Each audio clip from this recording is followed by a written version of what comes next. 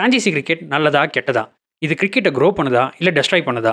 இந்த franchisee கிரிக்கெட்டோட benefits என்ன? அதோட நெகட்டிவ்ஸ் என்ன? இது அந்த கண்ட்ரியோட நேஷனல் டீம ரொம்பவே வீக் ஆக்கிடும். இன்டர்நேஷனல் கிரிக்கெட்டோட ஸ்டாண்டர்டையும் குறைச்சிடும். ஒரு சில ஃப்ரான்ச்சைசிஸ் இந்த பிளேயர் கான்ட்ராக்ட்ல ஃப்ரான்ச்சைசிக்கு விளையாட எப்பவுமே அவைலபிளா இருக்கணும்னு கூட அக்ரீமெண்ட் போட்டுறாங்க. அப்போ பிளேயருக்கும் வேற ஆப்ஷன் இல்லாம ஃப்ரான்ச்சைசி டீமுக்கு தான் ஆட வேண்டியதா இருக்கு.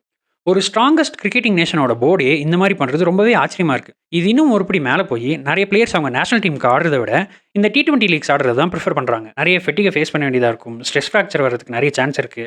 இந்த பவுலர்ஸ்க்குலாம் நிறையவே இன்ஜுரி வர சான்ஸ் இருக்கு. நிறைய டீம்ஸ் டெஸ்ட் மேட்ச் ஆடுறதே விட்டுட்டாங்க. ஆனால் இந்த T20 லீக்ஸ் எல்லாமே ரொம்ப எக்ஸைட்டிங்காக இருக்கனால ஆடியன்ஸ் நிறைய பேர் டெஸ்ட் அண்ட் ஓடி பக்கமே போக மாட்டேன்றாங்க.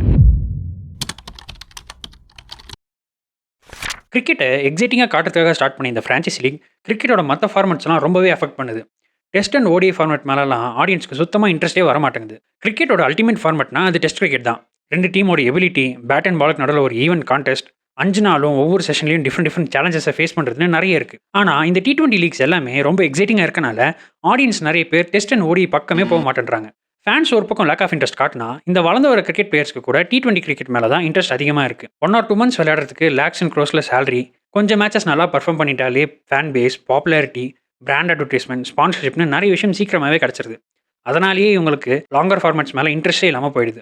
அவங்க அப்ரோச், ஸ்கில் செட், ட்ரைனிங் இது எல்லாமே T20 கிரிக்கெட்டுக்கு ஏற்ற மாதிரி தான் இருக்குது. இது இன்னும் ஒருபடி மேலே போய் நிறைய பிளேயர்ஸ் அவங்க நேஷனல் டீமுக்கு ஆடுறத விட இந்த T20 லீக்ஸ் ஆடுறது தான் ப்ரிஃபர் பண்ணுறாங்க. இப்போ கூட ரீசெண்டாக வில்லியம்சனும் ஃபெர்குசனும் நியூசிலாந்து டீமோட சென்ட்ரல் கான்ட்ராக்டை வேணான்னு ரிஜெக்ட் பண்ணிட்டாங்க. ட்ரெண்ட் போல்ட்லாம் ஃப்ரான்ச்சைசி டீம்ஸ்க்கு கொடுத்த கமிட்மெண்ட்டை ஃபுல்ஃபில் பண்ணணும்னு நிறைய இன்டர்நேஷனல் மேட்சஸ் ஆடுறதே கிடையாது. Quinton de Kock, Klaasen and Naveen ul Haq இவங்கெல்லாம் சின்ன வயசுலேயே டெஸ்ட் கிரிக்கெட்லேருந்து ரிட்டையர் ஆகிட்டு T20 லீக்ஸ் ஆடுறதை தான் ப்ரையாரிட்டைஸ் பண்ணுறாங்க. இது எங்கே கொண்டு போய் விடும்னா இது அந்த கண்ட்ரியோட நேஷனல் டீமை ரொம்பவே வீக் ஆக்கிடும். இன்டர்நேஷனல் கிரிக்கெட்டோட ஸ்டாண்டர்டையும் குறைச்சிடும். இப்போல்லாம் நிறைய டெஸ்ட் மேட்சஸ் 2-3 நாள் முடிஞ்சு போகிறதுக்கு இதுவும் ஒரு காரணம். இந்த வெஸ்ட் இண்டீஸ் பிளேயர்ஸ் எல்லாம் எல்லா T20 டோர்னமெண்ட்ஸ்லுமே ரொம்பவே முக்கியமான பிளேயர்ஸாக இருக்காங்க. நிறைய T20 லீக்ஸ் ஆடுறாங்க, நிறைய ஏர்ன் பண்ணுறாங்க. ஆனால் ஆஸ் எ நேஷனல் டீமாக ரொம்பவே வீக்கான டீம் ஆகிட்டாங்க. ஃப்ரான்ச்சைசி கிரிக்கெட்டை மட்டுமே பிளேயர்ஸ் ப்ரையாரிட்டிஸ் பண்ணிட்டு இருந்தாங்கன்னா வெரி சூன் அவங்க கண்ட்ரியும் வெஸ்ட் இண்டீஸ் மாதிரியே வீக்கான டீமாக ஆகிடும். இந்த ஃப்ரான்ச்சைசி கிரிக்கெட் இன்டர்நேஷனல் கிரிக்கெட் ஷெடியூலை ரொம்பவே அஃபெக்ட் பண்ணுது. நான் முன்னாடி சொன்ன மாதிரி மாதம் ஓவர் லீக் நடந்துகிட்டே தான் இருக்குது. இது இன்டர்நேஷனல் மேட்சஸ் கூட ஓவர்லாப் ஆகுது. அப்போ பிளேயர்ஸ்க்கும் கண்ட்ரியாக மணியான ஒரு டைலமா உருவாகுது. ஒரு சில ஃப்ரான்ச்சைசிஸ் இந்த பிளேயர் கான்ட்ராக்டில் ஃப்ரான்ச்சைசிக்கு விளையாட எப்போவுமே அவைலபிளாக இருக்கணும்னு கூட அக்ரிமெண்ட் போட்டுறாங்க. அப்போ பிளேயருக்கும் வேறு ஆப்ஷன் இல்லாமல் ஃப்ரான்ச்சைசி டீமுக்கு தான் ஆட வேண்டியதாக இருக்குது.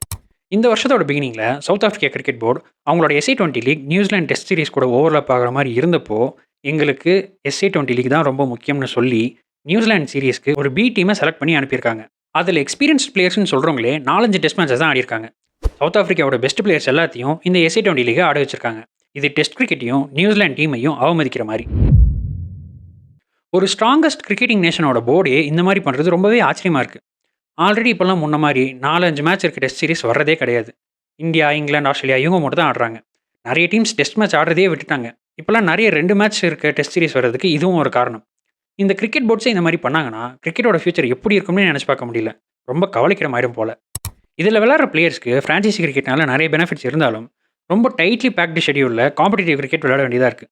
அப்படி அவங்க விளையாடுறப்போ அவங்களோட பாடி ரெக்கவர் ஆகிறதுக்கான டைம் ரொம்பவே கம்மியாக இருக்கும். நிறைய ஃபெட்டிகை ஃபேஸ் பண்ண வேண்டியதாக இருக்கும். ஸ்ட்ரெஸ் ஃப்ராக்சர் வரதுக்கு நிறைய சான்ஸ் இருக்குது. இந்த பவுலர்ஸ்க்குலாம் நிறையவே இன்ஜுரி வர சான்ஸ் இருக்குது. அப்படி அந்த பிளேயர்ஸ்க்கு இன்ஜுரி வந்தால் அவங்க நேஷனல் டீமுக்கு ஆடணும்னு விரும்பினா கூட ஆட முடியாமல் போயிடும். இந்த ஃப்ரான்ச்சைசி கிரிக்கெட் பிளேயர்ஸ்க்கு பெனிஃபிட் கொடுக்குற மாதிரியே நிறைய கஷ்டத்தையும் கொடுக்குது. அது மட்டும் இல்லாமல் இந்த ஃப்ரான்ச்சைசி கிரிக்கெட் அப்படிங்கிறது ஒரு ஹை ப்ரொஃபைல் பிஸ்னஸ். நிறைய கார்ப்பரேட் இன்வால்மெண்ட் இருக்குது. அவங்களோட பங்களிப்பு இல்லாமல் இந்த T20 லீக்ஸ் நடத்துறது கொஞ்சம் கஷ்டம் தான். ஆனால் at the end of the day அவங்கள பொறுத்த வரைக்கும் இது ஒரு பிஸ்னஸ். அவங்களோட டீம் அண்ட் பிளேயர்ஸ் பெர்ஃபார்மன்ஸ் பொறுத்து தான் அந்த டீமோட பிராண்ட் வேல்யூவே இருக்குது. இந்த IPL கூட லக்னோ டீம் ஓனர் KL ராகுல் கிட்ட எப்படி நடந்துக்கிட்டார் நம்ம எல்லாருமே பார்த்தோம். இந்த பிளேயர்ஸ்க்கு மேட்ச் ப்ரெஷர் மட்டும் இல்லாமல் ஓனர்ஸோட சைட்லேருந்தும் ஹெவி ப்ரெஷர் இருக்குது. ஒரு பிஸ்னஸ் மேன் ஒரு டீம் மேலே இன்வெஸ்ட் பண்ணுறாருன்னா அவர் அந்த இன்வெஸ்ட்மெண்ட்லேருந்து எப்படி ப்ராஃபிட் எடுக்கலான்னு தான் பார்ப்பரே தவிர யாரும் சேரிட்டிலாம் பண்ண மாட்டாங்க. ஸோ இந்த டீம் பிளேயர்ஸ் மேலே காசு போடுறாங்கன்னா அந்த பிளேயர்ஸை அவங்களோட எம்ப்ளாயிஸ் மாதிரி தான் ட்ரீட் பண்ணுவாங்க. எல்லா ஓனர்ஸும் இப்படி தான் பண்ணுவாங்கன்னு சொல்ல முடியாது. ஆனால் at the end of the day இது எல்லாருக்குமே ஒரு பிஸ்னஸ். அவங்க பண்ண இன்வெஸ்ட்மெண்ட்லேருந்து எப்படி ரெவன்யூ ஜென்ரேட் பண்ணலான்னு தான் யோசிப்பாங்க. அந்த ப்ரெஷர் டைரக்ட்லி ஆர் இன்டைரக்ட்லி இந்த பிளேயர்ஸ் மேலே கண்டிப்பாக வரும். சரி, இப்போ இந்த ஃப்ரான்ச்சைசி கிரிக்கெட்டோட ப்ரோஸ் அண்ட் கான்ஸ் எல்லாமே பார்த்துட்டோம். இப்போது இந்த ஃப்ரான்ச்சைசி கிரிக்கெட் மற்ற ஃபார்மேட்ஸ் அஃபெக்ட் பண்ணாமல் இருக்கிறதுக்கும் கிரிக்கெட்டை இது க்ரோ மட்டுமே பண்ணுறதுக்கும் என்ன பண்ணணும்னு கேட்டால் இந்த கிரிக்கெட் போர்ட்ஸ் எல்லாமே ஃப்ரான்ச்சைசி கிரிக்கெட்டுக்கும் மற்ற இன்டர்நேஷனல் மேட்சஸ்க்கும் முக்கியமாக டெஸ்ட் அண்ட் ஓடி இது எல்லாத்துக்கும் நடுவில் ஒரு பேலன்ஸை கொண்டு வரணும். ஆஸ்திரேலியாவில் பிக் பாஸ் லீக் நடக்கிற அதே சமயத்தில் இன்டர்நேஷனல் மேட்சஸும் நடக்கும். இந்த பிளேயர்ஸும் இன்டர்நேஷனல் மேட்சஸ் எதுவும் இல்லைனா தான் பிக் பாஸ் லீகில் வந்து ஆடுவாங்க. மற்றபடி அவங்க நேஷனல் டீமை தான் அவங்க ப்ரையாரிட்டைஸ் பண்ணுவாங்க. இதே மாதிரி எல்லா கிரிக்கெட் போர்ட்ஸ்க்கும் பிளேயர்ஸ்க்கும் ஒரு டெடிகேஷனும் கமிட்மெண்ட்டும் இருக்கணும். நம்ம பிசிசிஐ கூட நேஷனல் டீமில் ஆடுறதுக்கு ஐபிஎல் மட்டும் பத்தாது, இந்தியாவில் நடக்கிற மற்ற டொமஸ்டிக் மேட்சஸில் எல்லாத்துலேயுமே பிளேயர்ஸ் கண்டிப்பாக ஆடணும்னு ஒரு ரெகுலேஷன் கொண்டு வந்தாங்க. அதை ஃபாலோ பண்ணாத ஈஷன் கிஷனையும் ஸ்ரேயஸ் ஐயரையும் பிசிசிஐயோட சென்ட்ரல் கான்ட்ராக்ட்ஸ்லேருந்து ரிமூவ் பண்ணிட்டாங்க. இங்கிலாந்து கிரிக்கெட் போர்டும் இந்த பிளேயர்ஸ்க்குலாம் ஹை சேலரி கொடுத்து அவங்க எப்போதுமே நேஷனல் டீமுக்கு அவைலபிளாக இருக்கணும்னு ஒரு கான்ட்ராக்ட் போடலாம்னு கூட பார்த்துட்டு இருக்காங்க. இதே மாதிரி ஐசிசியும் மற்ற கிரிக்கெட் போர்ட்ஸும் ஒரு பேலன்ஸை கொண்டு வரதுக்கு என்னென்ன வழிகள்லாம் பண்ணலான்னு பார்க்கணும். ஐசிசி எல்லா ஃபுல் மெம்பர் நேஷன்ஸையும் ரெகுலராக இன்டர்நேஷனல் மேட்சஸ் ஆட வைக்கணும். குறிப்பாக டெஸ்ட் அண்ட் ஓடிஐ அந்த 2 ஃபார்மட்டையும் எப்படி எக்ஸைட்டிங்காக மாற்றலான்னு பார்க்கணும். பாகிஸ்தான் மாதிரியான ஒரு சில டீம்ஸ் அவங்களோட T20 லீக்கு ரொம்ப அதிகமான இம்பார்ட்டன்ஸ் கொடுக்கறதுக்கான மெயினான ரீசன் நிறைய பெரிய இன்டர்நேஷனல் கிரிக்கெட் டீம்ஸ் அவங்களோட கண்ட்ரியில் வந்து கிரிக்கெட் ஆடுறதுங்கிறது தான். அதனால் அவங்களோட கிரிக்கெட் போர்டுக்கு ரெவன்யூ ஜென்ரேட் பண்ணுறதுக்காகவும் அவங்களோட கிரிக்கெட் ஃபேன்ஸ்க்கு ஒரு நல்ல எக்ஸைட்டிங் கிரிக்கெட்டை கொடுக்கறதுக்காகவும் இந்த T20 லீக்ஸை நடத்தியே ஆகணுன்ற சிச்சுவேஷன் வருது. இது எல்லாத்தையும் சரி பண்ணி ஒரு பேலன்ஸை கொண்டு வரலனா கிரிக்கெட்டோட ஃபியூச்சர் ரொம்பவே மோசமாக போயிடும்.